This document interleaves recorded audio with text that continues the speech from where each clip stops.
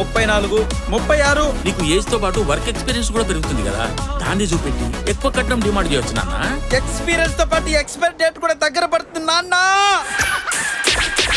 పెళ్లిగాని ప్రసాదు, ఓ పెళ్లిగాని ప్రసాదు. పెళ్లిగాని ప్రసాదం కాస్త పెళ్ళైన ప్రసాదం చేయాలని మిమ్మల్ని వేడుకుంటున్నాను స్వామి. Passport enquiry. ఇంతకి నీ పెళ్లి ఎప్పుడమ్మా? మా అందరినీ ఫారెన్ షిఫ్ట్ చేసి పెళ్లి కొడుకు దొరికినప్పుడు. ఏమంటున్నారు మన పెద్దోళ్ళు? కట్నం క్యాష్ రూపంలో తీసుకోమంటున్నారు నాన్న. ఆన్లైన్ లో తీసుకుంటే GST ట్యాక్స్ కట్ అవుతుంది అంటున్నారు. మహానుభావులు.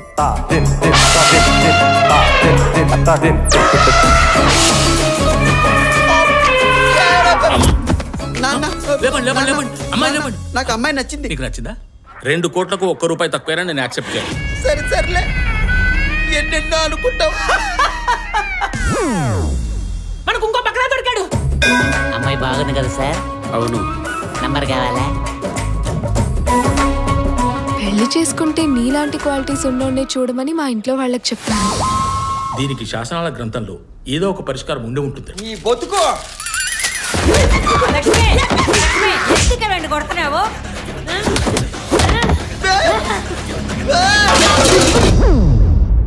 ఇలాంటి సమస్య ఉప్పెన సినిమాలో ఆశకి బేబమ్మకి ఎదురైతే వాళ్ళు ఏం చేశారో తెలుసా? తర్వాత వాళ్ళ నాన్న ఏం చేశాడు తెలుసా?